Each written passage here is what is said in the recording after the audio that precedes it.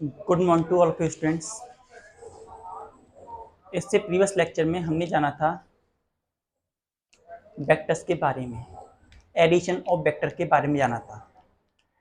किस तरीके से हम एडिशन ऑफ वेक्टर की प्रॉपर्टी का यूज करते हैं, ये सारी बातें हम जान चुके हैं। आज हम जानेंगे कुछ property of vector addition. Vector addition की कुछ प्रॉपर्टीज के बारे में आज हम आपको बताएंगे। Property of vector addition, properties of vector addition. Property of vector addition. तो बात वेक्टर एडिशन की करते हैं तो पहली प्रॉपर्टी हमारे पास जो रहती है, first property we are going to है two vector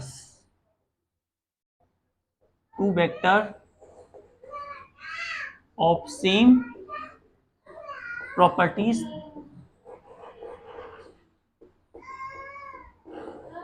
can be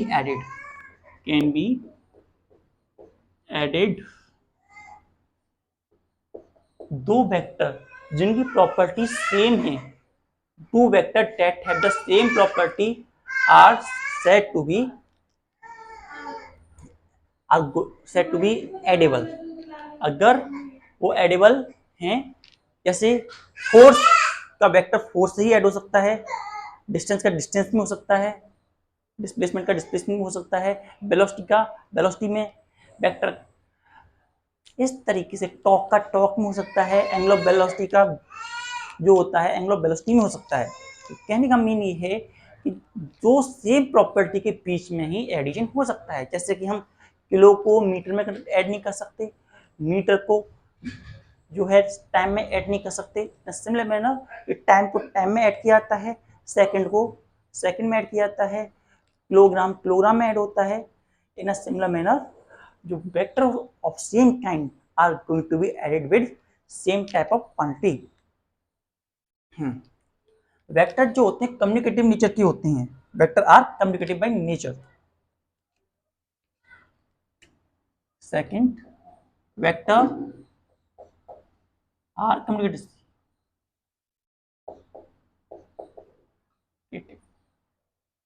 mean to say, अगर हम a प्लस बी करें, a vector plus B vector करें, या b vector plus a vector करें, दोनों कंडीशन में हमारी वैल्यू सेम आएगी, कोई प्रॉब्लम नहीं होगी।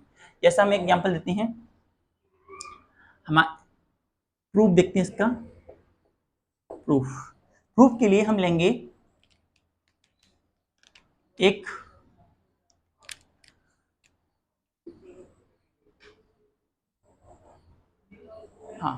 उसके लिए हम लेंगे दो वेक्टर, एक vector a and vector b।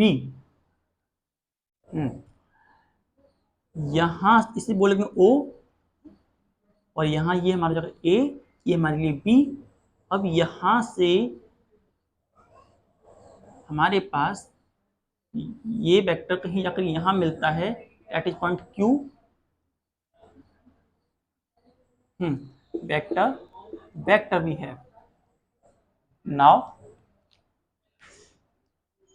जैसा हमें पता है, हमारे पास ये हमने पैरेललोग्राम के शेप में बनाया है, तो जो हमारे पास OB है, OB vector equals to QA vector जो है B वेक्टर के बराबर होगा।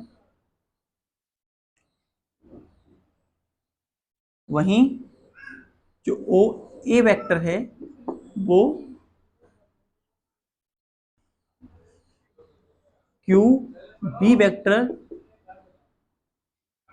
और A वेक्टर के बराबर होगा। एंड हमारा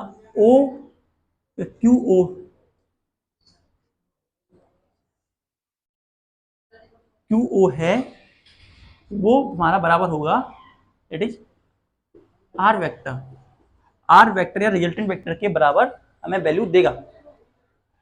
तो अब हम देखते हैं कंडीशन फर्स्ट, कंडीशन फर्स्ट, पहली कंडीशन इसमें हमारे पास है ओ, हाँ, in triangle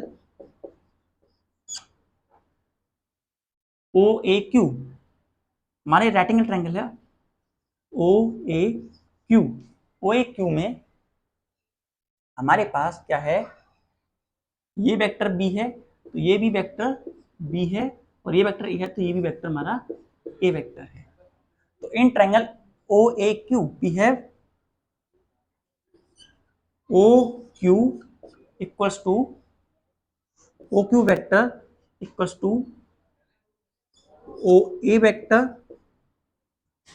plus A Q vector. अब ये वैल्यू हमारे पास आती है, ओ क्यू हमारे पास बराबर है आर वेक्टर के, ओ ए जो है बराबर है हमारा ए वेक्टर के, और ए क्यू बराबर है हमारा बी वेक्टर के। Condition first, now in condition second,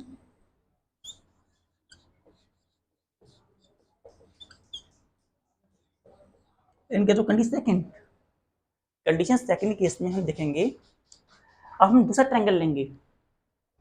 now we are to take second triangle, that is in triangle O B Q, O B and Q, O B and Q triangle.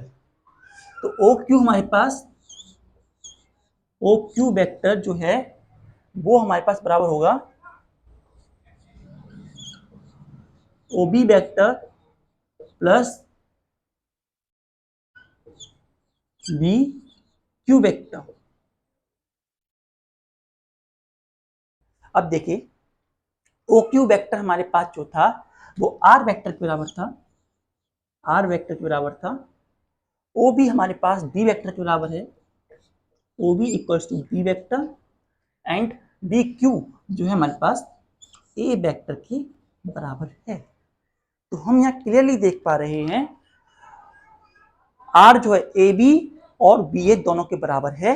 तो हम अगर कहना चाहें जैसे equation first और equation second कहें तो from equation first and second, from equation first and second R equals to R vector A vector plus B vector plus B vector plus A vector. तो A vector plus B vector equals to B vector plus A vector.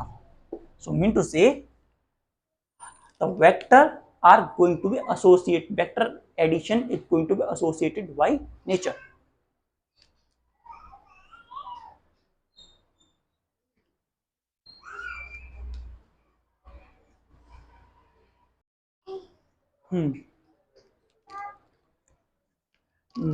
Third property,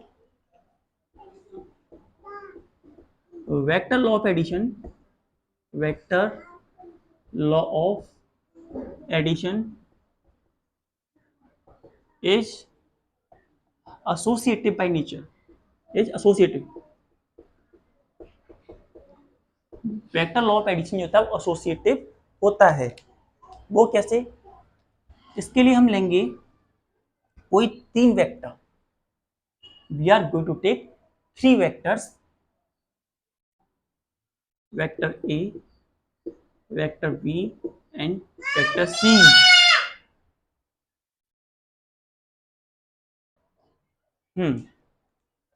तो ये क्या कहता है, अगर हम पहले A plus B vector vector plus C vector करें, या फिर A vector plus B vector plus C vector करें, तो हमें प्रॉपर्टी सेम मिलती है।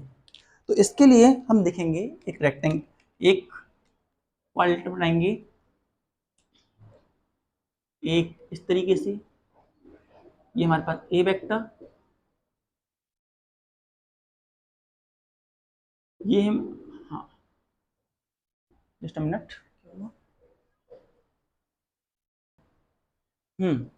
ये हमारा ए वेक्टर, इधर हमारा जाएगा, हाँ इधर हम लेते हैं बी वेक्टर,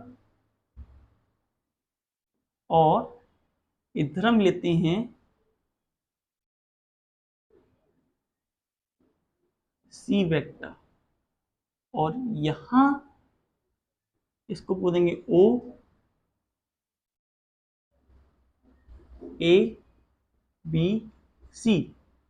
तो यहां से हम जो एक लाइन खींचेंगे, ड्रॉ करेंगे, it become our resultant vector R vector. यहां से हम एक लाइन यूं और एक लाइन यूं ड्रॉ कर सकते हैं। तो कंडीशन फर्स्ट देखते हैं हम। कंडीशन फर्स्ट,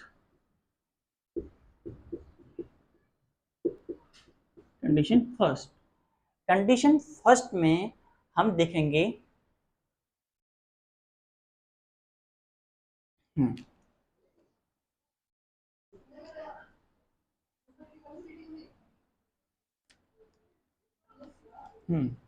कंडीशन फर्स्ट में हम देखेंगे यहां पर इन ट्रायंगल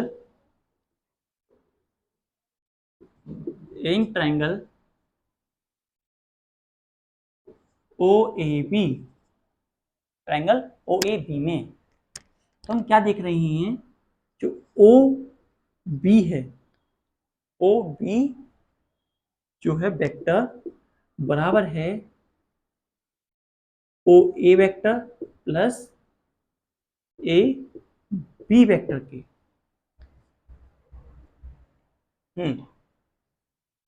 और ओ बी वेक्टर जो है वो A vector plus B vector के बराबर है।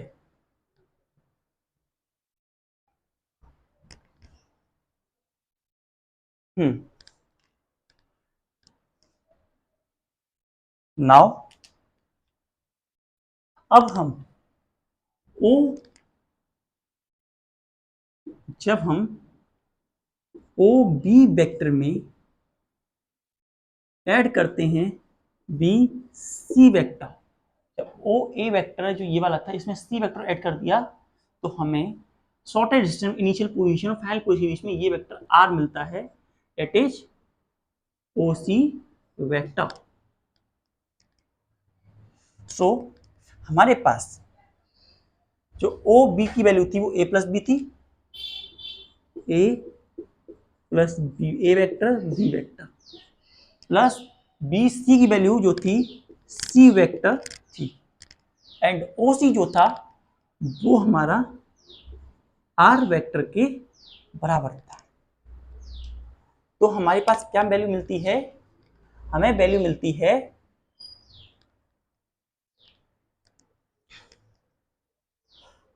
R vector equal to A plus B plus C equal to R. ये कंडीशन फर्स्ट में हमें ये वैल्यू ऑब्टेन होती है। Now condition second,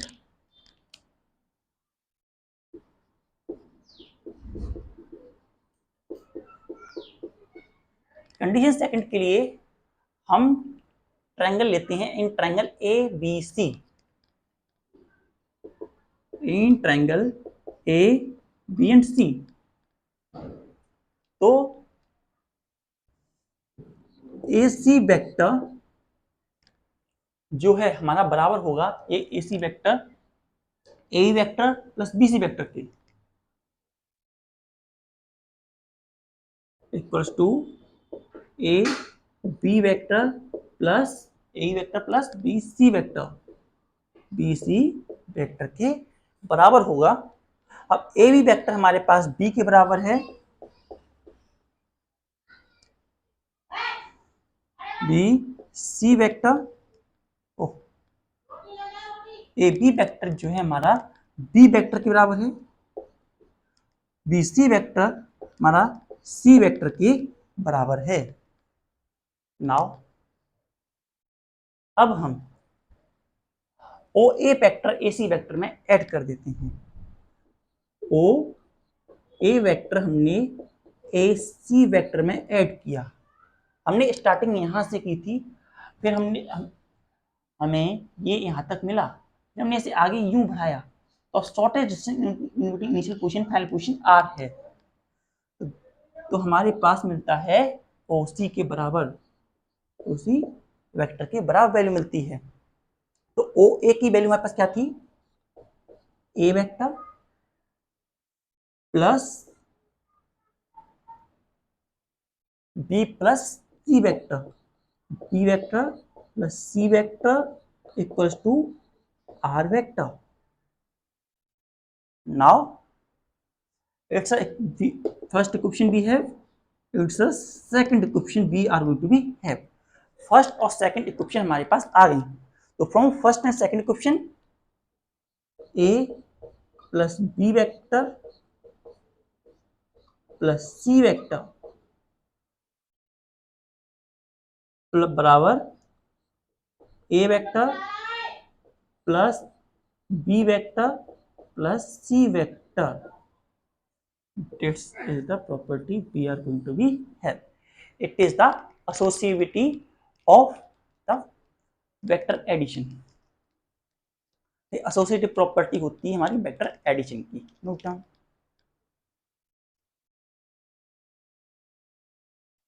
now we are going to take an example for of boat. अभी हम आपको बोट के बारे में बताएंगे।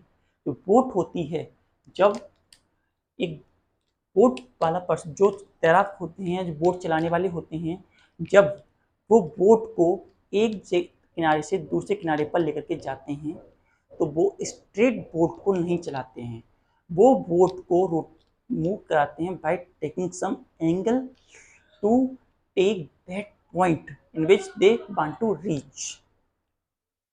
वो किस तरीके से, जरा आप यहां देखें, ये हमारी नदी थी,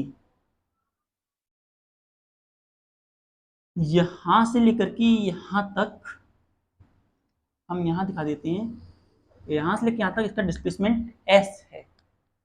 इसे यहां तक चलने के लिए v वेलोसिटी की जरूरत पड़ेगी, लेकिन हमारी जो नदी है उसकी भी कुछ वेलोसिटी होती है, that is v2। v2 that is the velocity of the river. River की कुछ वेलोसिटी होती है, जिसके कारण जो ड्राइवर होता है या ड्राइवर बोट चलाने वाला पर्सन जो होता है, वो अपनी बोट को थोड़ा सा एक एंगल लेकर के रोटेट कराता है इस तरीके से, और by taking an angle theta, और it's a velocity v1। With the velocity v1 से वो आगे की तरफ बढ़ाता है। ऐसा क्यों? क्योंकि जब बोट उसे इधर खींचेगी, सपोज कीजिए रिवर की वेलोसिटी से इधर लाने की कोशिश करेगी, तो ऑटोमेटिकली वो यूं ही चला जाएगा। अगर वो सीधा सीधा चलता, अगर वो सीधा सीधा चलता तो कहीं वो इधर पहुंचता, और अगर इधर से आना होता, इधर से, तो उसे इधर यूं जाना पड़ता,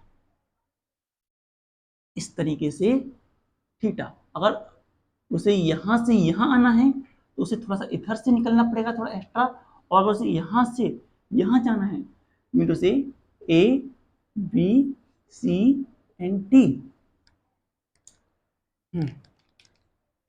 तो वो एक एंगल बना करके चलता है, और एंगल बना करके वही उसी पोजीशन पर आ जाता है।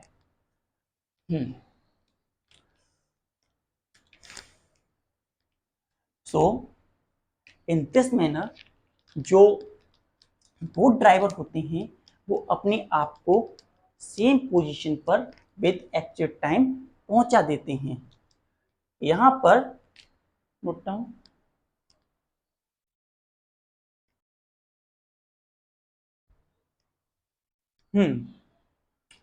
तो अगर हम इसमें साइन थीटा का रिलेशन लें, इन ट्राइंगल, जो हमारा ट्राइंगल है, इन ट्राइंगल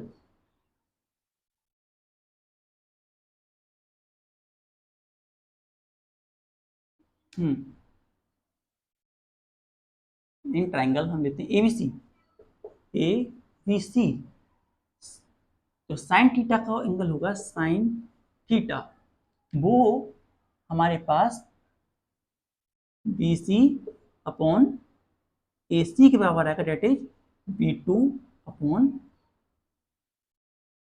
बी वन के बराबर। And by applying Pythagoras theorem, B one का स्क्वायर इक्वल्स टू बी का स्क्वायर प्लस बी टू का होल स्क्वायर। और जब हम b की वैल्यू निकालना चाहेंगे तो b की वैल्यू हमारे पास आएगी under root B two, no B one का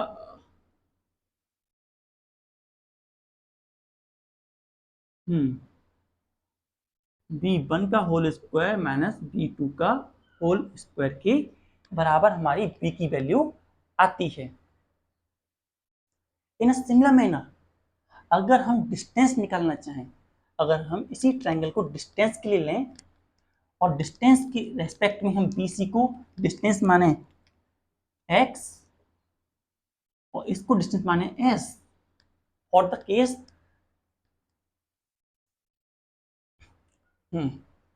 तो हमारे पास जो AC है, डिस्प्लेसमेंट है, उसकी वैल्यू कितनी हो जाएगी? Value of displacement we are going to be have, हाँ हमने इसे माना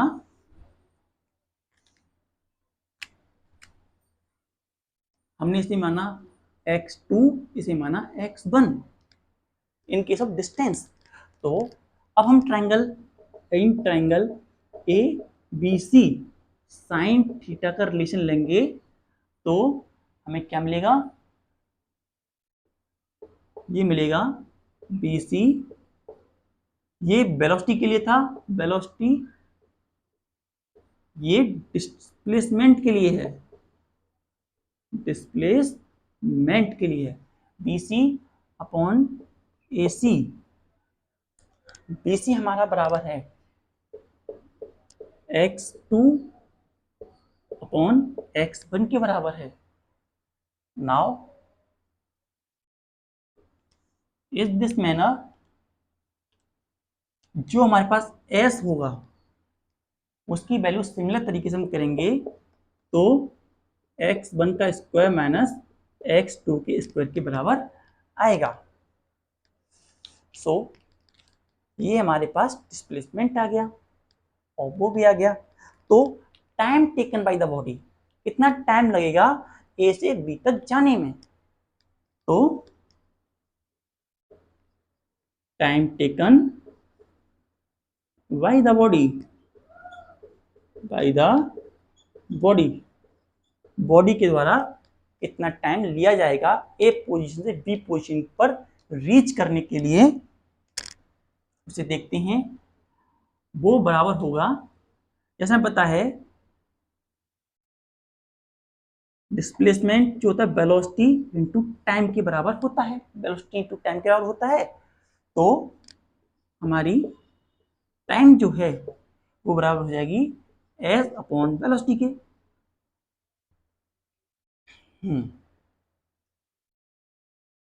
सो ई की वैल्यू हमारे पास हो जाएगी अंडर रूट x2 x1, नीचे अंडर रूट s2, ओ यहां बनाएगा 1 2 b1 b2 और whole square whole square whole square whole square. तो ये वैल्यू हमारे पास टाइम की हो जाएगी। इसे थोड़ा अच्छे से लिखें,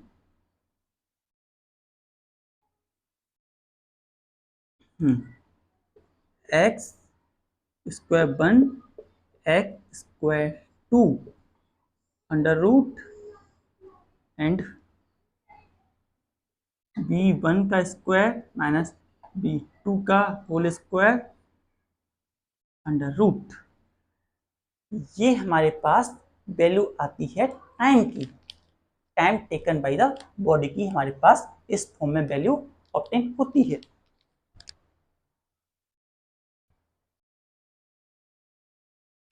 नाउ इसे करने के बाद अब हम चलते हैं सब्ट्रैक्शन ऑफ वेक्टर की तरफ।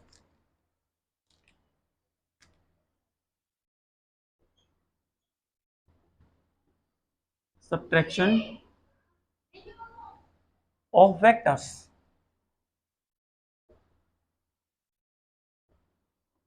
सब्ट्रैक्शन ऑफ वेक्टर, हम दो वेक्टर को किस तरीके से सब्ट्रैक्ट करते हैं। सब्ट्रैक्ट करने का जो तरीका होता है वो सिंपल एडिशन का ही तरीका होता है। The method of adding is simply the method of subtracting the vectors. Like that, अगर हमारे पास कोई वेक्टर ए है तो उसमें हम माइनस का वेक्टर बी कर दें तो हमारा वो वेक्टर सब्ट्रैक्ट हो जाएगा। या सब्ट्रैक्शन ऑफ वेक्टर के केस में हमें रिजल्टेंट वेक्टर आर ऑब्टेन होगा। रिजल्टेंट वेक्टर आर ऑब्टेन होगा। सिमिलरली प्रॉपर्टी ऑफ सब्ट्रैक्शन देखें तो यह सेम होता है। पहला कि दो सेम वेक्टर को ही सब्ट्रैक्ट किया जा सकता है। Two same vector are going to be subtracted. Two same vector are going to be subtracted.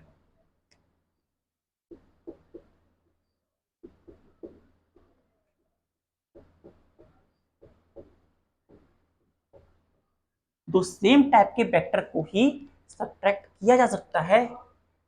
And vector do not follow communicative properties. Second, vector subtraction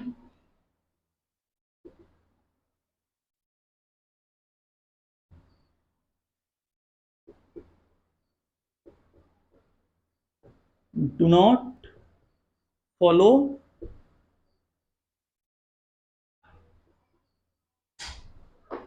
commutative property,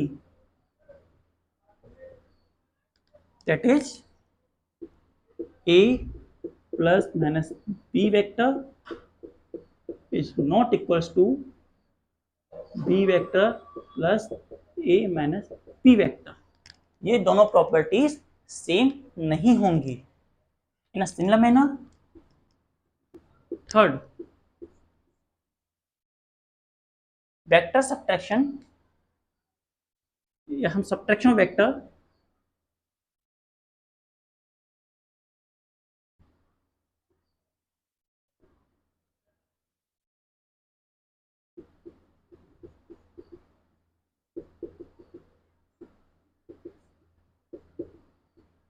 do not follow associative property. Associative property को भी follow नहीं करते। तो इस तरीके से vector addition में associative law और कम्युनिकेटिव लॉ फॉलो नहीं होते हैं।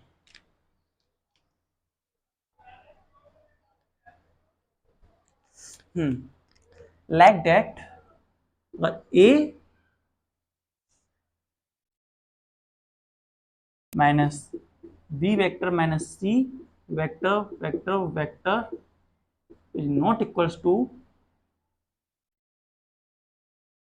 ए minus B vector minus C vector. ये दोनों आपस में इक्वल नहीं होंगे। थोड़ा हम जियोमेट्रिकल मैनर में देखें वेक्टर एडिशन को तो हम किस तरीके से देखेंगे। अब हम थोड़ा सा इसकी तरफ ध्यान करेंगे। First note it down.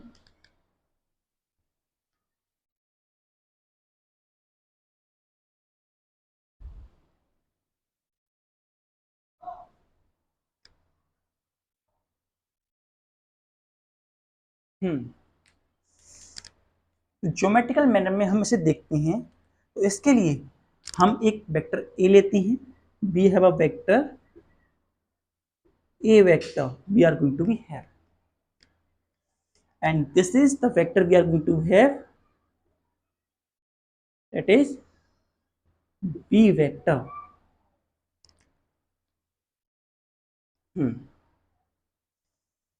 Now हमने ए वेक्टर को कुछ इस डायरेक्शन एक्सटेंशन दिया है सेम इक्वल क्वांटिटी में, we have that A vector in positive sense, we are going to take it as positive sense. Now हम जो ये बी है इससे इधर अपोजिट डायरेक्शन में एक्सटेंशन देंगे, तो ये हमारे पास नेगेटिव बी वेक्टर हुआ, नेगेटिव बी वेक्टर हुआ. अब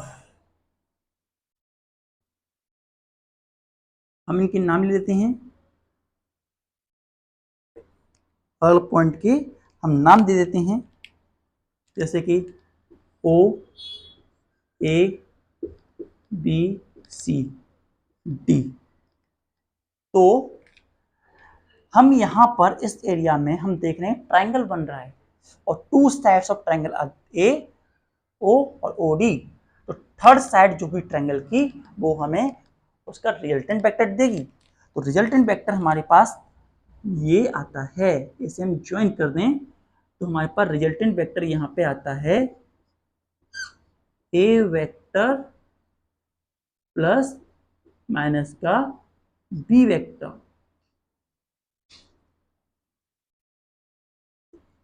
are vector equals to A vector plus minus का बी वेक्टर के बराबर हमारे पास वेक्टर की वैल्यू ऑब्टेन होती है by using triangle law.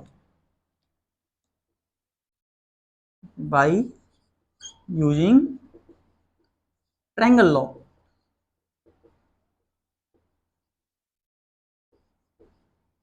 Triangle law का यूज करके.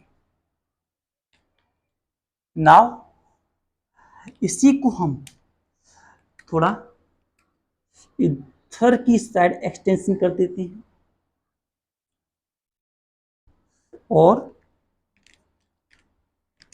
हम यहां से थोड़ा सा इसे यूं बढ़ाते हैं और इसे यहां से यूं बढ़ाते हैं, तो ये इस पॉइंट पे आकर के मिलते हैं, इस पॉइंट को हम बोल देते हैं क्यू.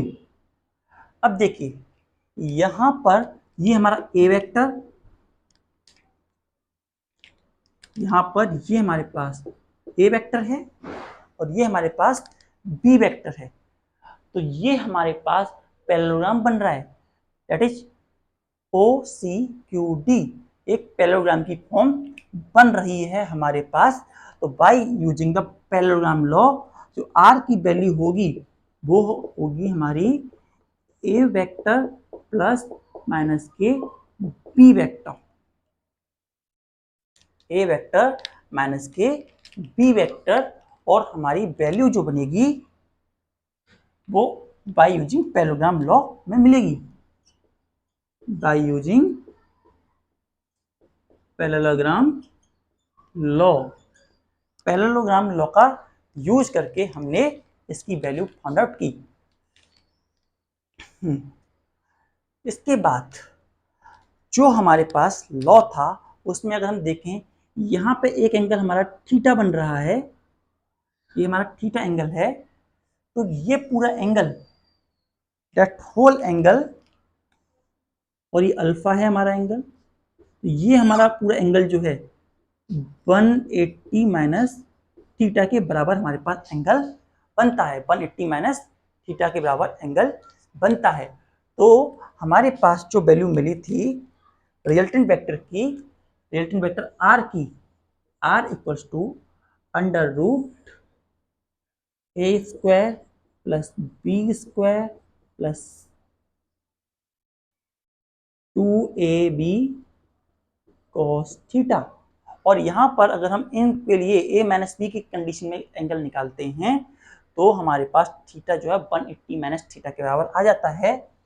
तो आर हमारे पास हो जाती है R vector A square plus B square plus 2ab 180 cos 180 minus theta. cos 180 minus theta के बराबर हमारे पास वैल्यू आती है, और cos 180 माइनस थीटा की जो वैल्यू होती है वो भाव होती है r equals to under root A square plus B square minus के 2ab cos थीटा के बराबर हमारे पास r की वैल्यू निकल करके आती है। इस तरीके से हम वेक्टर में सब्ट्रैक्शन कर सकते हैं।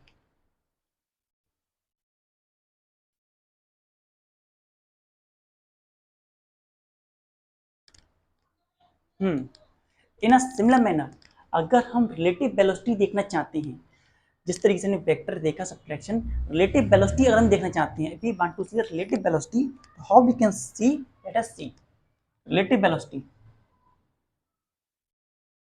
रिलेटिव वेलोसिटी रिलेटिव वेलोसिटी के लिए हम देखते हैं कि हमारे पास दो वेक्टर हैं, we have two vectors, first here and second is here. इसकी वेलोसिटी बी ए है, इसकी वेलोसिटी बी बी है। ये दो वेलोसिटी हमारे पास निकल के आती हैं। इन दोनों के बीच में जो एंगल बन रहा है वो थीटा एंगल बन रहा है। नाउ हम इसकी रिलेटिव वेलोसिटी निकालना चाहते हैं। रिलेटिव वेलोसिटी निकालने के लिए हम जो ये वेलोसिटी है इस पॉइंट से पीछे की तरफ इसे एक्सटेंड करेंगे। We are going to extend it backward. O, ये पॉइंट हमारा ओ है, ये बी है, तो बी ए माइनस की वेलोसिटी हमारे पास बनती है। Velocity we are going to have negative B A. Now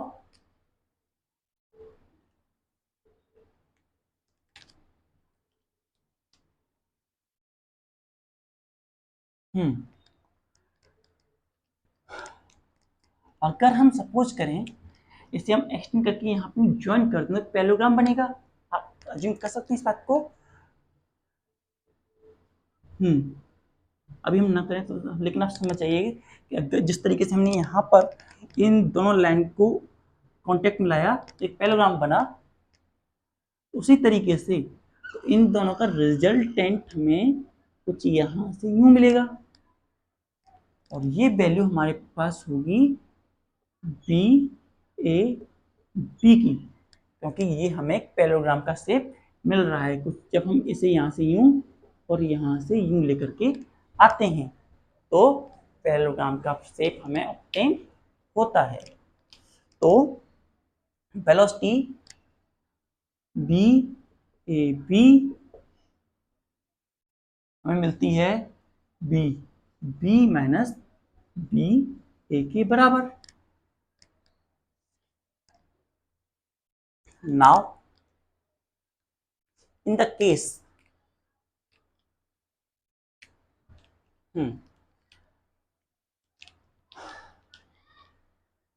अगर हम सपोज करें बी ए बी बी है, नाउ द वेलोसिटी अगर हम निकालना चाहें, रिजल्टेंट वेलोसिटी कितना बनेगा, तो रिजल्टेंट वेलोसिटी के लिए हम यूज करेंगे पैरेललोग्राम लॉ से निकला हुआ रिजल्ट ये। तो रिजल्टेंट वेलोसिटी हमारे पास है बी ए बी, तो अंडर रूट बी ए का whole square plus B B का whole square plus 2 B A B B and cos theta, ये हमारे पास वैल्यू निकल करके आती है। That's a value we are going to be have. Now हम यहाँ देखते हैं थीटा जो नेगेटिव कंडीशन के लिए है 180 माइनस थीटा है, तो हम यहाँ 180 माइनस थीटा कर देते हैं। 180 माइनस थीटा कर देते हैं। B A square plus B B का whole square plus 2 B A B B cos 180 minus का theta, cos 180 minus theta. Now cos 180 minus theta negative होता है, तो बी ए बी वेलोसिटी हमारे पास आ जाती है बी ए का whole square and B B का होल स्क्वायर प्लस 2, ओके इधर नेगेटिव साइन आ जाएगा, negative B A B B cos theta की बराबर हमारी वैल्यू ऑब्टेन होगी। हमें it's a velocity that is relative velocity we are going to be have in a given condition. दिए जाए कंडीशन के लिए ये हमारे पास रिलेटिव वेलोसिटी निकल के आएगी। अब देखिए कौन सी कंडीशन में हमारे पास जो रिलेटिव वेलोसिटी है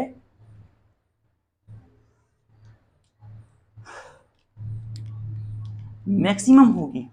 रिलेटिव वेलोसिटी किस कंडीशन में मैक्सिमम होगी और किस कंडीशन में मिनिमम और मैक्सिमम होगी, इसे हम चेक करेंगे। First note it down. तो इस कंडीशन में हम देखते हैं ये नेगेटिव साइन है, तो जब हमारी थीटा की वैल्यू जीरो होगी, when the value of theta is equal to zero, what we have B A B equals to under root B A का होल स्क्वायर प्लस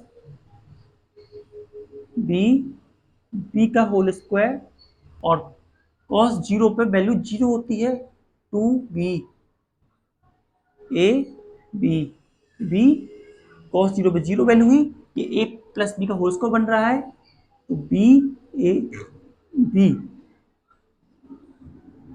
तो ये हमारे पास बनती है B A minus B B का whole square से whole square cancel हो गया, तो B A minus B B के बराबर वैल्यू मिलती है। या हम इसे रोटेट भी कर सकते हैं, बी ए बी भी लिख सकते हैं, नॉट सो इशू। तो B A minus B V ये बराबर हमारे पास वैल्यू निकल के आती है। That's value we are going to be have.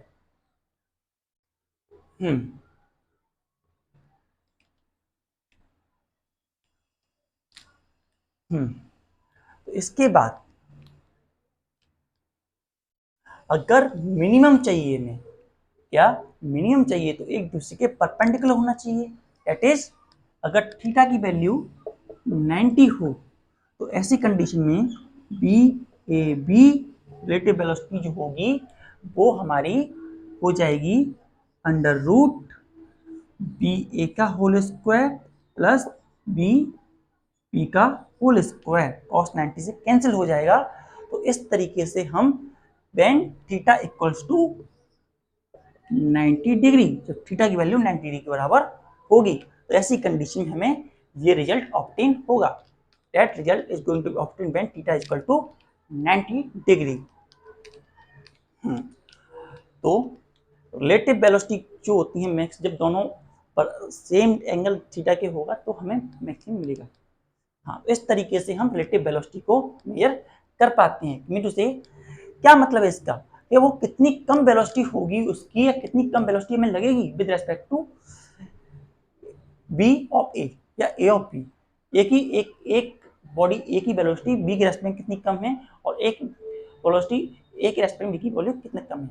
अगर दोनों की वैल्यू बराबर है, दोनों गाड़ियां सेम स्पीड, तो इसका मतलब है दोनों गाड़ियां सेम स्पीड से चल रही हैं और उनकी रिलेटिव वेलोसिटी जीरो के बराबर होगी और उन दोनों की मोशन में हमें कोई डिफरेंस देखने को नहीं मिलेगा।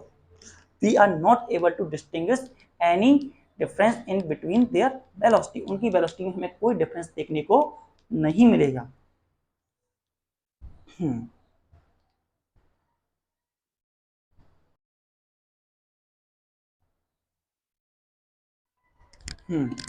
इसके बाद अगर हम सपोज करें यहाँ पर एक एंगल बनता है दैट इज बीटा, इसे अगर हम निकालने का हमने फॉर्मूला देखा था, वो था tan अल्फा इक्वल्स टू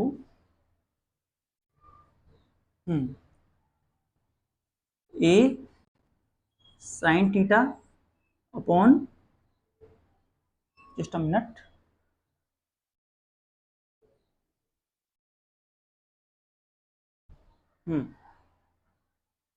यहाँ बी आएगा, B sine theta upon A plus B sine theta. तो ओके, यहाँ साइन की जगह कॉस लेंगे, here we have cos theta.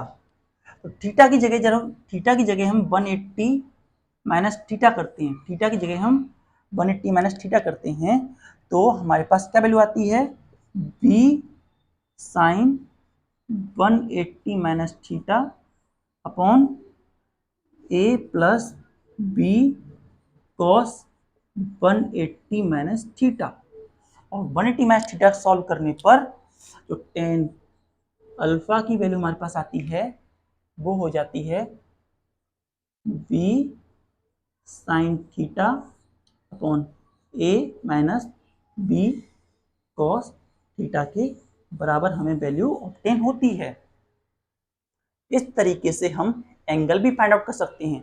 इसकी जगह अगर हम वेलोसिटी रखते हैं, ए और बी की जगह वेलोसिटी रखते हैं और उस कंडीशन निकालें रिलेटिव वेलोसिटी के लिए, तो हमारे पास जो वैल्यू बनती है वो हो जाती है tan alpha equals to B B sine theta and B B plus okay B A and B B cos theta. ये वैल्यू हमारे पास बनती है tan अल्फा की। Note down.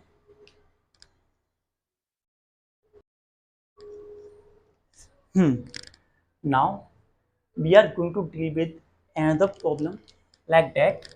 जब हम रेन होती है तो रेन होने की कंडीशन में